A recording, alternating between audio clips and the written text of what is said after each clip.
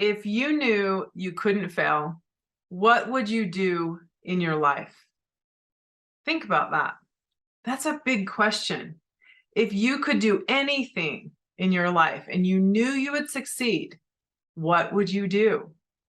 Now, you just answered you have two answers, basically. You either know what you would do, okay? And if that's the case, then we're going to get to that in a minute. But if you were like a lot of people and you said, I have no idea, or I don't know what I would want to do. I don't know what I'm passionate about. I don't know what my gifts are, what my purpose is. If you don't know, then I want you to hang in there because I want to address you first. And then I'm going to get to the people that do know what they want to do. I'm going to get to you in a minute. But if you do not know what you want to do in your life, if you don't know that big grand thing that you would go after, I want to encourage you to do something. This is going to help you so much when it comes to this topic and this subject, okay? I want you to take the 3 words that are sabotaging you all day long out of your vocabulary when I say that.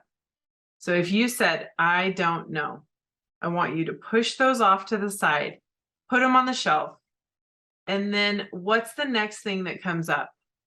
Okay, don't worry. Shh, I'm not going to tell anyone. You don't have to get on Facebook and profess to the whole world your biggest, grandest dreams if you're not ready for that. Okay. But you do have to admit it to yourself first. You have to. You have to be strong enough, brave enough to at least go, okay, in my own little intimate setting, I'm going to admit to myself what I'm passionate about, what's exciting to me. So take the I don't know out of your vocabulary, get out a pen and a paper, and I want you to start allowing yourself to actually put pen to paper. It doesn't mean you have to do it. You don't have to tell anyone. You don't have to do anything with it. But you do have to. The first thing you must do if you're ever going to go after your dreams is you have to admit to yourself what you want and take out those 3 words that are sabotaging you. We use, I call it the chicken exit. We use those 3 words. We start when we're a really young kid. We start saying, I don't know. I don't know. When someone's coaching with me, they know that that's like a swear sentence to me, that if they say, I don't know, I will call them on the carpet and say, okay, you can't say that anymore. What's the next best answer? Okay. If I'm asking you some chemistry equation, then you truly might not know. Okay. But if I'm asking you, hey, what's exciting to you? What are you passionate about? What do you like? Do you want to be with your partner? Do you, what are you interested in? What are your gifts what are you good at? If you say, I don't know, then you are just using that to, as a blanket to hide behind, so you don't have to actually be great and face your grand, amazing things in life that you chose before you ever entered the planet. Okay. So that's the first thing for those people that said, I don't know. Okay. And that's going to help you put pen to paper and start to discover what it is you're excited about and what you would do if you could do anything. Okay. Now, the second group of people, if you did say, I know what I would do, I would become an astronaut or a famous singer, or I would travel all around the world, or I would become a coach, or I would write a book, whatever it is. Okay. Then you're the one I want to talk to now. You must sit down, write out what you would want. And then if there's several things, I would say sit down and just brainstorm it, just write it all out, workshop it.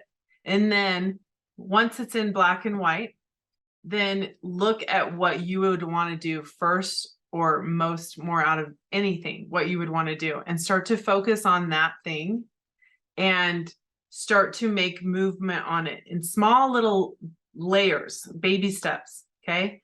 My daughter, my 25-year-old daughter, she is a marine biologist, and she is getting ready to move out of the country just in like 12 days. Don't worry. I'm going to hold it together on this in this segment. I'm not going to cry, but I definitely have been crying over this last week, and I will be crying more just because I am savoring this time with her. And it's a big deal. It's a big deal. My baby is moving out of the country, and it will likely be many years before she moves back to the US, because she is moving to the ocean and she wants to explore the world. And she told me that when she was a small child, that when she's actually been preparing me for this day for many, many years. And when she was probably, I don't know, 6, 7, 8 years old, she said, Mama, when I grow up, I'm going to move to the ocean and I'm going to work with the sea animals. And I thought it was, like a little girl's dream. Like maybe she saw SeaWorld and thought it was something she would grow out of. And she never grew out of it. And when she was 15, by that time, it had been many years that she had continued to follow that dream and talk about it. And so I knew that this was something, that this was her calling, and this is something that was not a phase, and she was born to do this. And so when she was 15, we sat in front of the computer and we looked up schools that she could go to get her degree for marine biology. Well, they were all out of state because I live in Utah, which is what's considered a landlocked state. There's no oceans here. And so I knew she'd be leaving the state to go to college, and that prepared me. That was really a big step for me, but it was really hard for me. But I knew I knew when she was 15 years old that in like 5 years, she was going to be moving out of the state forever.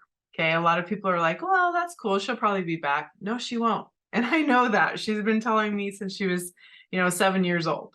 So it's okay though, because I am so proud of her. I'm so excited for her, and I want her. It's like that double-edged sword, right? Like part of it is just so beautiful, and I'm so excited. Actually, not part of it. It is so beautiful in its entirety. It's beautiful. I'm excited. I'm so proud of her. The other side of it is hard. It is hard to know that, we're not together physically as much as you would most likely want to be with your kids. And so, but at the end of the day, I'm just so, so proud of her, because who do you know that really goes after their dreams? So she's a great example to all of us, but she's getting ready to move out of the country, and she's now, when she was 15, we sat down, we made a plan. We figured that she would go to Oregon University, the University of Oregon.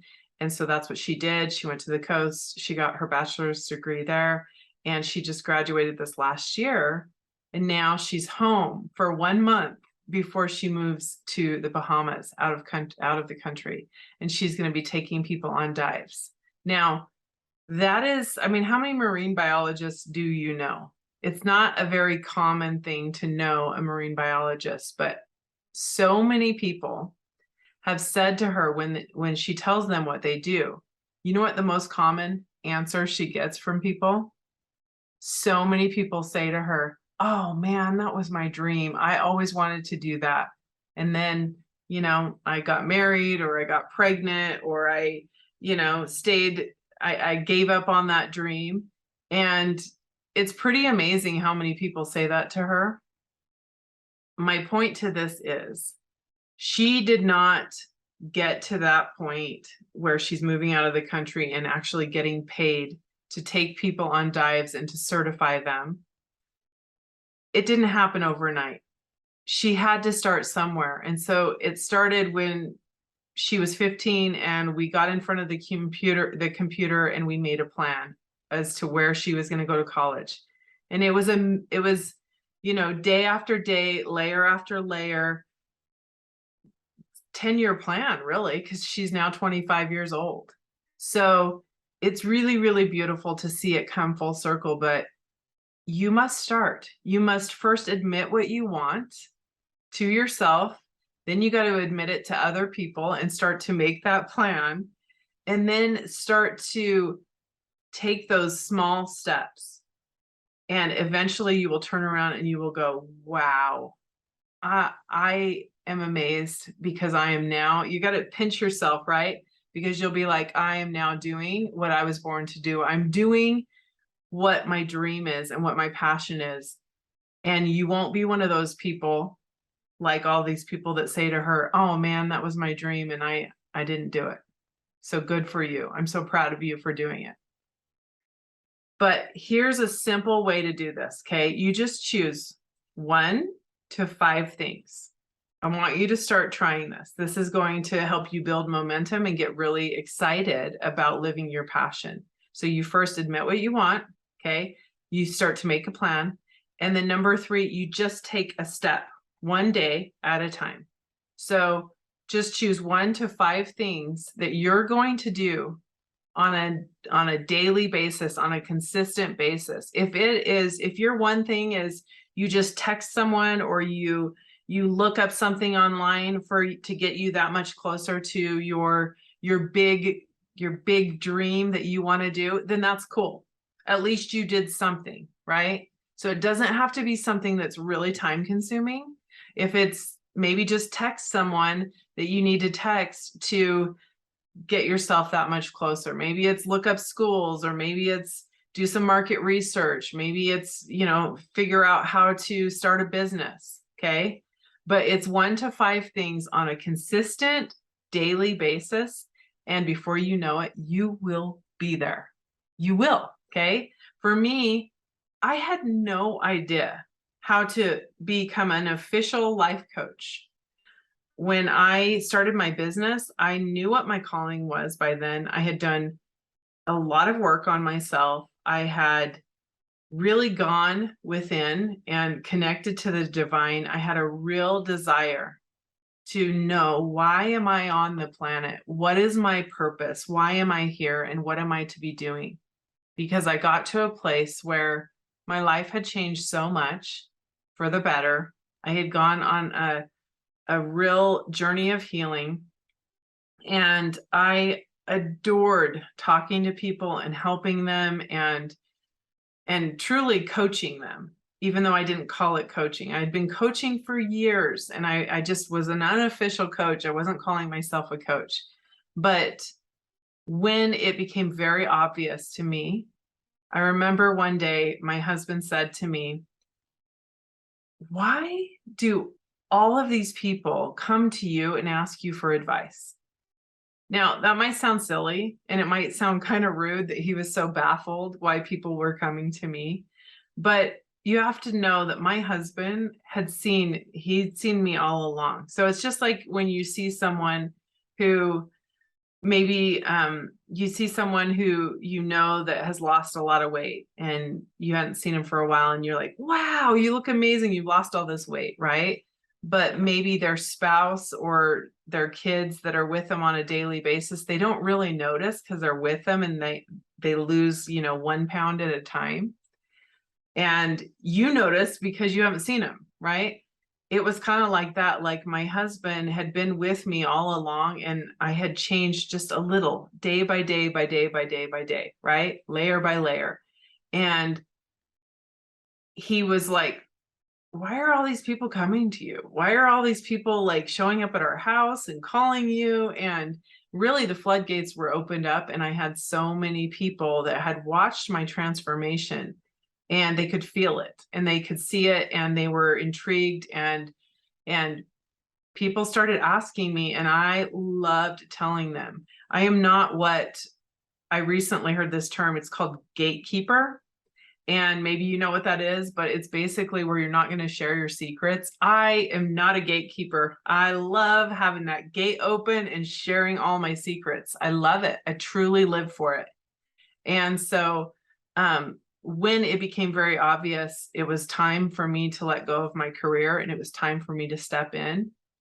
I was like, okay, I know what my passion is. I know what I would do if I couldn't fail, but I was nervous. I was scared. I had no idea how to do it. I had never life coached with anyone. I didn't even know a life coach. I had never been to a women's retreat, let alone hold one. I'd never had a seminar. I'd never had a podcast. All of the things that now I've figured out how to do that are parts of my business, I had to just jump in and start.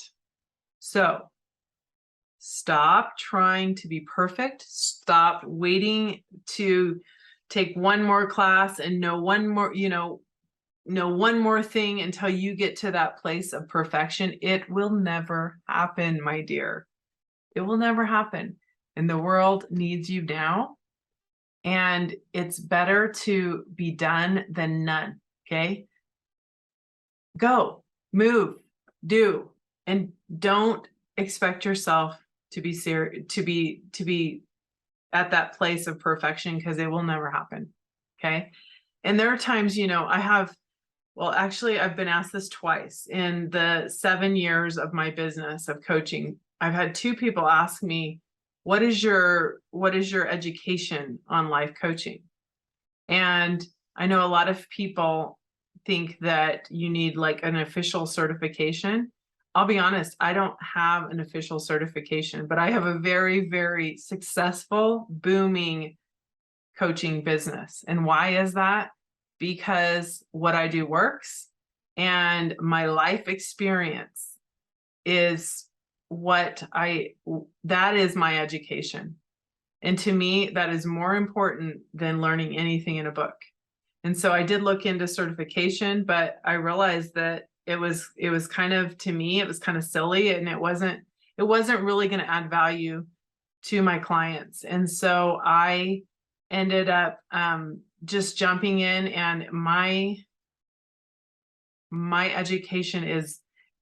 coaching is an intuitive approach. So I'm very connected to spirit. I listen to my intuition. I listen to guidance from the divine. I look at myself as a catalyst. I'm a catalyst. I'm a vehicle I'm a guide. I'm a guide to be that middleman for the divine. And I get a lot of messages that are very divine. And I am a guide here on earth. And you cannot learn that in a book.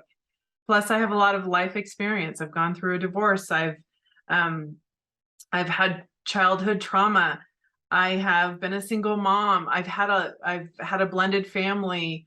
I have had a lot of things that I have walked through and gotten to the other side. I've left the faith I was born and raised in, and had to find my own belief system. I had to find my way. There was a time in my life where I didn't know if anything existed beyond this world. And I now have such a strong spiritual foundation. I know who I am. I know who you are. And how do I know who you are? Because I know who I am.